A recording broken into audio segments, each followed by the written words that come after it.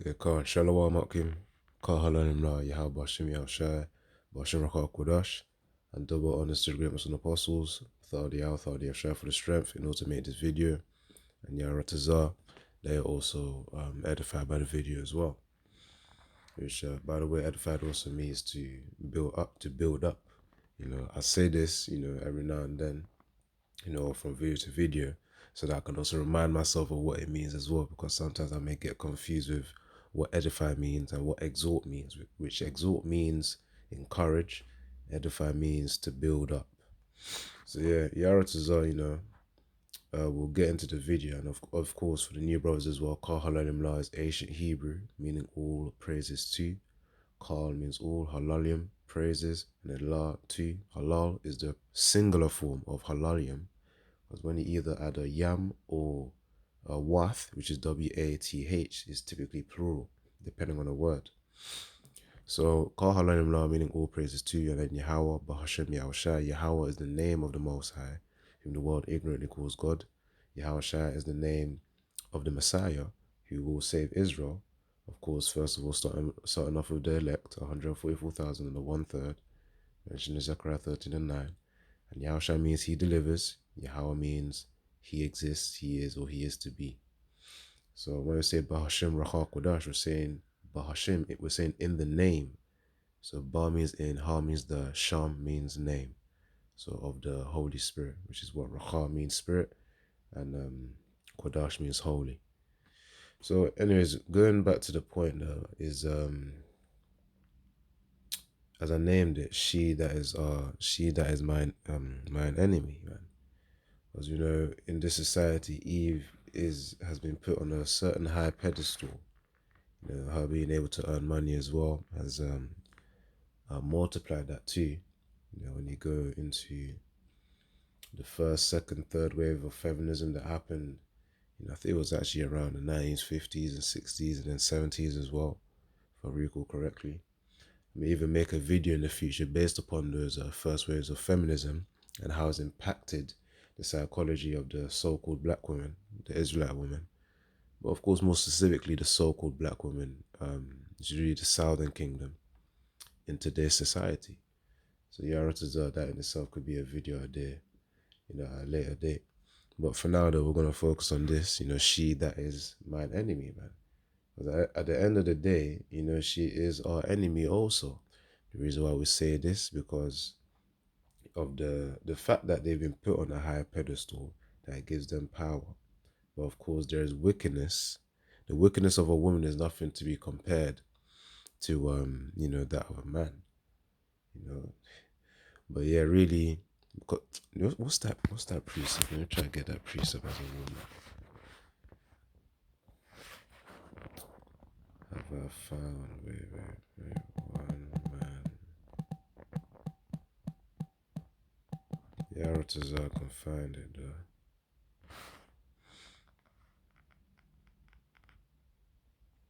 Wonderful. So this is Ecclesiastes 7 and verse 28. Which yet my soul seeketh, but I find not. One man among 1,000 have I found, but a woman among all those have I not found. So of course, a woman of whom you can trust, man. You can console with and speak to. In this day and age, with all the corruption from social media, that's why the state of modern women, majority of them are likened unto one of whom you can't trust. That's why, Yahushua, the reincarnation of Solomon through Ecclesiastes is saying, but a woman among all, those have I not found. So of course that level of trust, man, is quite a rarity. Who can find but a virtuous woman? That's the thing. Who can find a virtuous woman? Now, of course, if Yahweh Hashem Yahshua blesses you with one, then yeah, thank Yahweh Hashem Yahshua for the mercy He's had upon you to have a virtuous woman. Now, of course, it could be so that you can carry her into the kingdom, or it may just be for a season as well, and then the demon may hop on her. So that precept there, Ecclesiastes 7 and 28, that shows that really You know, women out there you can't really trust, but one man out of 1,000, yes, there are those out there of whom you can generally trust, man. And of course, Yara Tazal, we are those one men selected by Yahweh Shai, you know, as part of the brotherhood, man. So yeah, and anyways, you know, I was talking, but you know, as a warm up prior to the video. But yeah, as the video here says, it says successful black women are single and struggling with loneliness. He asks why. Of course, what does the scripture say? A woman shall compass a man. And because of their hypergamous nature, which really means, okay, once you see an upgrade, they instantly upgrade to the next one. You know, liken that onto, you know, man, if they have a man, you know, they want to date with a better man. You know, that's part of the nature of women. Hence, you know, that also links to Ecclesiastes 7 and 28. But not one woman have I found. You know, so yeah, it says success because, you know, if there's successful black women, which you can define that by academics, you know, it's not just academics as well. It's also the money that they earn too. And other than that as well, you know, you got the fact that they have studying to do. So okay, just wait. Not just the academics, but the academics and hold on. Yeah, and the thing with academics and you know them being able to work for themselves and obtain riches now, you know, you have a less. The video even goes into it, so I might as well just start playing it, man. You know, Jet go break it down. But yeah, that's the reason why, because there's less of a pool as they get more successful. I'm talking about the women here. As they get more successful, of course they can date. There's less of a pool of men of which they will see as a compatible for them because of that hypergamous nature. So let's play a little bit. You know, Yaratazak can do this in one go. If not, you know, then we'll do a part 2 as well. So I just went to brunch with a couple of my homegirls after church, and there were 5 of us. 4 of us were black, 1 was white. And the 4 of us black girls were single, and the white girl is in a happy, healthy, thriving relationship. Her partner is Hispanic, and they have been dating for a few months now, but like the normal progression: met, hit it off, went on a few dates, got in a relationship, long distance right now, meeting parents soon. Like the normal. Okay. No gray, no limbo, no nothing like that. And then me and all my black homegirls are talking about our relationship status, and all of us are single, for sure. That's a laugh rate to cover up part of the pain, you know, within them. Because, you know, laughing can also be a coping mechanism. You know, you should try and research that. Laughing can be a coping mechanism. Now, of course, something can be genuinely funny as well, which, yeah, you can laugh at it, but just remember it can be a coping mechanism. You know, either to make people around you feel comfortable or, you know, when you realize something within yourself. You know, so yeah, anyways, let's continue.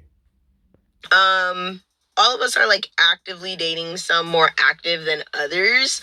But nonetheless, single. But then we're kind of telling the stories of like the guys that we're talking to or have gone on recent dates with, and like these struggle stories are insane. And for reference, we're all in between 27 and 29, maybe 30. Yeah, so obviously the fruit of their age is fading very quickly now because they're in the latter parts of their 20s and, as she said, some parts in the early 30s. Why is this the commonality with me and all my black girls? Like faithfully.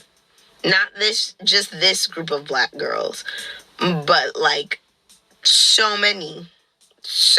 My closest friends, my black girlies that I've met on assignments, out, like All my black girlies that exclusively date black men are on a struggle bus. And a part of me is like, just get off the bus. Date other races. Start dating any other race. And there is something in my stomach that immediately just gets sick at that thought. I want black love. I once read this article and it was saying how... No, that's what she said.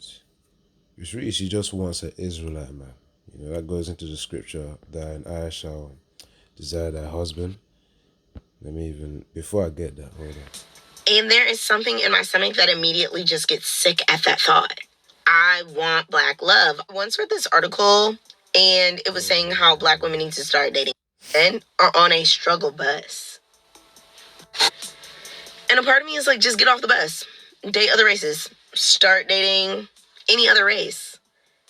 And there is something in my stomach that immediately just gets sick at that thought. I want black love. I once read this article. So she doesn't want to date outside of the Israelite nation, man. And yeah, that's in the programming, man. Why do you think they get jealous when Israelite men date outside? Basically dating the heathen women.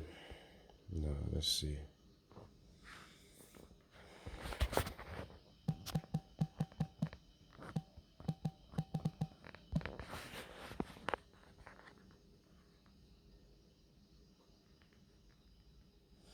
This is Genesis 3:16.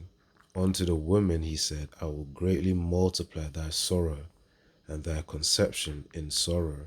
Thou shalt bring forth children, and thy desire shall be to thy husband.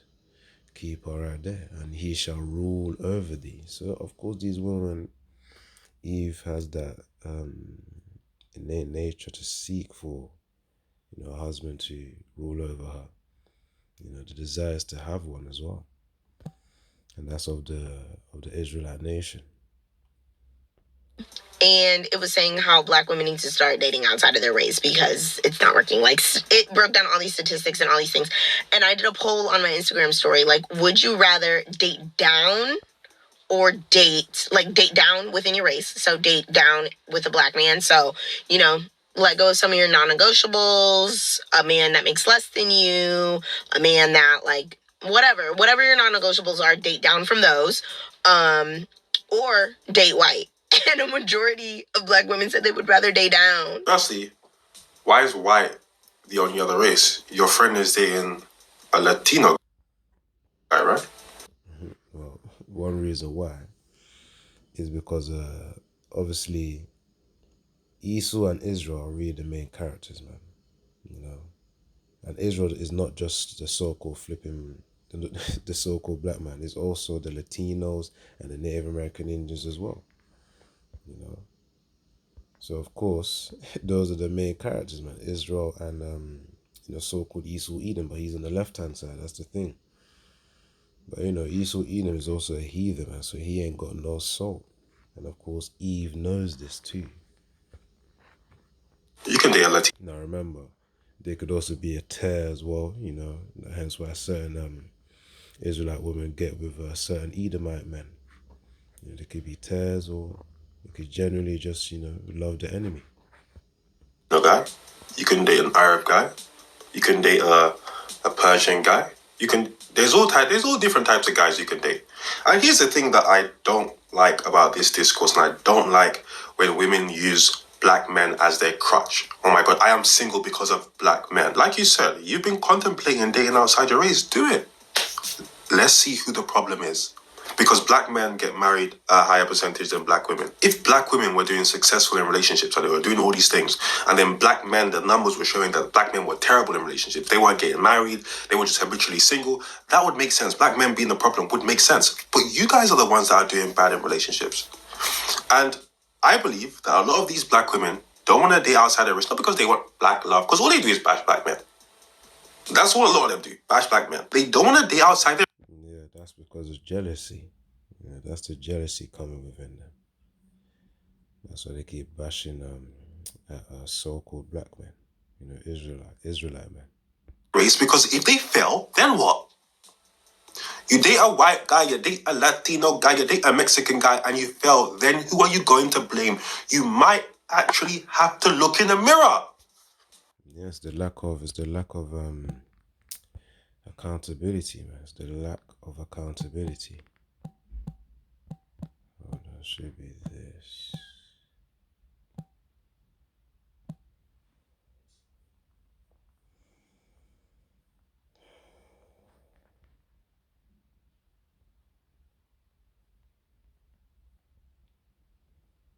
Okay, cool. Micah 7 and verse 10. Then she that is mine enemy shall see it, and shame shall cover her, which said unto me, where is the Lord Yahweh thy power? Mine eyes shall behold her. Now shall she be trodden down as the mire of the street. So that great humbling is happening. That will happen to women eventually, man. You know, as the scripture said, the vintage shall fail. You know, all those businesses and sources of income, it will all fail, man. Especially in the time where Esau implements that MOTB. You know, where it says here, where is the Lord thy power? You know, it reminds me of Job's wife, man. You know, speaking as a foolish woman, saying, curse the Most High and die. You know, because that's the type of folly that can come out of their mouth if they go out of their place, man. That's why they need the man to put them in order at the end of the day. All right, let's continue. And they don't want to do that. So it's all black men. Well, it's black men's fault. There are so many races out there. Are you Dr. Umar Johnson? No. Go be happy. Let me get one more preset before continue as well. Yeah, I most likely have to do a part 2. All right, 12 and 8. So sometimes you want to make a video, and then something flipping get disturbed. But yeah, anyways, Ecclesiastes, actually this ain't even it, so okay. This it, hold on. 12 and 3. It should be 12 and 3 or 12 and 2. Yeah. See, in the time of trouble, man, this is how they're gonna be. The so-called black women. So Ecclesiastes 12 and 3. In the day when the keepers of the house shall tremble, and the strong men shall bow themselves, and the grinder cease, because they are few, and those that look out of the windows be darkened, man. You know, keepers of the house are likened unto wives. You know, they'll be scared. You know, even strong men shall bow themselves, so they're going to be in a humble state as well. But remember, this video is focusing on the women anyways. And the grinders cease, so of course the workers, they won't be able to work no more, because they are few, and those that look out of the window be darkened, man. You know, like children, man. Literally, sometimes you see children as you're on the bus, you know, looking out the window, man, because you know they sit down and observe the light. Of course, more so back in the day, because that was when there was less technology. But right now, you know, every now and then you're gonna see a child looking out the window. You know, it says, those that look out of the windows be darkened, man. So yeah, that was a key part right there, man. So the great humbling is coming. People will fear. But yeah, let's continue. All black men. Well, it's black men's fault. There are so many. So all the games being played, you know, and unseriousness, saying, you know, they don't wanna, they can't find anyone compatible. They're not looking within themselves and seeing that they're actually the problem. Though. They don't want to fix anything within themselves. So that's that lack of accountability, lack of responsibility over their own actions. So yeah, let's continue. Races out there. Are you Dr. Umar Johnson? No. Go be happy. And I'm like, what is the chokehold? I'm asking myself, what is the chokehold? Like, I myself would rather date down than date outside of my race. And it's just so frustrating. It's so frustrating. That I shall be to your husband. That answers the question, man. Why she's saying what she's saying about rather dating down. She's basically saying a lower quality of a so-called black man, of an Israelite man. You know, than to date outside of a race, so-called race. But yeah. Wish I had more to say than that. I am very frustrated with dating at this point, and I get the girlies that are like decenter men and focus on your relationship with God and focus on your friendships and da da da da. And that's what my 20s has been all about. My friends, traveling, catching a fight, doing whatever I want to do, spending money willy-nilly. Like, that's what I do. And that's the trend of all of them, you know, spend the 20s, early 20s, mid 20s, you know, just partying, having fun. And of course, when the fruit of their age is now starting to fade, or fruit of the flower is starting to fade, which is basically fertility, by the way, then they want to settle down. But that's when typically they're either used up or they're not as potent, as strong as they are when they were younger, which is a problem, by the way. Well, of course, they don't. It seems as though they don't learn this lesson early enough, and that's because, of course, the Israelite household is also broken down, man. That family unit, you know, father, mother, that's been broken down a long time ago, and this is the effect of it too. Like, y'all not trying to come home to the same person every day. Y'all not trying to. And remember, it's not just that as well. It's also social media and all the nonsense that Esau promotes, you know, for feminism movements and you know, all the social media influences, which also push that ideology of feminism. Fold his laundry. Y'all not trying to cook dinner. Y'all not trying to go to Pilates after you make your kids lunch. We got different goals. You spend your 20s with your friends, partying, spending money, all of that, and then you hit your late 20s and you think, well, you think you're just gonna do that, and then it's never a coincidence. Like, if you're successful or unsuccessful in any area of life, it's almost never a coincidence. People who are successful in their field at work, they put the work in to be successful there, right? People who are successful in the gym, they put their work in to be successful in the gym, right? People who are successful in relationships, people who are married, they've always wanted that and they've always acted accordingly. You enjoying your 20s, partying up with the friends, right? Getting lit, spending money, and you think you're gonna snap your fingers and be relationship material or have the ability to cultivate a proper relationship? You're the reason why you're in the position you're in. Imagine entering your name.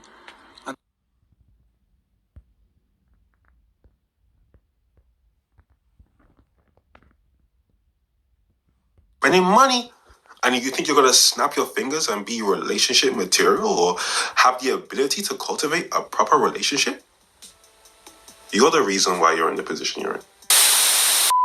If a woman is beautiful, is smart, and is successful, does this make her less attractive? And I only ask this because I've noticed there is like an overwhelming amount of beautiful and smart and successful women who are also by themselves. So I'm just asking my TikTok guys and girls for your perspective. Like, is there a reason why successful, beautiful women are by themselves? Short answer, no. Long answer, yes. God.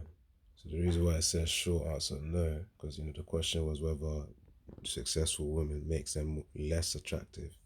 He said no because obviously, you know, certain guys out there may prefer that, you know, as another additional source of income. But at the end of the day, in the long term, you know, this may undermine the authority that the man, not even may, it does undermine the authority that the man has, because of course the woman then starts to have an inflated ego and then starts to mock the man eventually, especially knowing Eve and their entitled character as well, entitled personality, you know. So yeah, that's why in the long term, yes, it does make them less attractive, because he wants to have someone of whom he wants to have a woman of whom is over them, you know, financially. So as I said in the beginning, the pool is lessened the more successful the women are. So let's continue on. Why successful, beautiful women are by themselves? Short answer, no. Long answer, yes. I recently posted talking about modern women versus traditional women, and I actually thought about the point as well previously here. Another thing as well, which is why the answer is no in the short term, because guys, they may probably want to just take advantage of the woman as well. So that could be another reason why the answer is no. That yeah, they can be attractive, but just for the use case to leverage out of them. That's just another reason. But in the long term overall, it doesn't work as a relationship dynamic. Husband and wife, that ain't gonna work, man. Especially when the man needs to be in authority.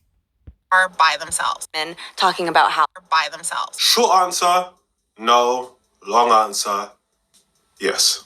I recently posted talking about modern women versus traditional women. And Before this, let me get another precept as well. I'm gonna get them precepts flowing. Alright, let's see. Just gonna get something this way.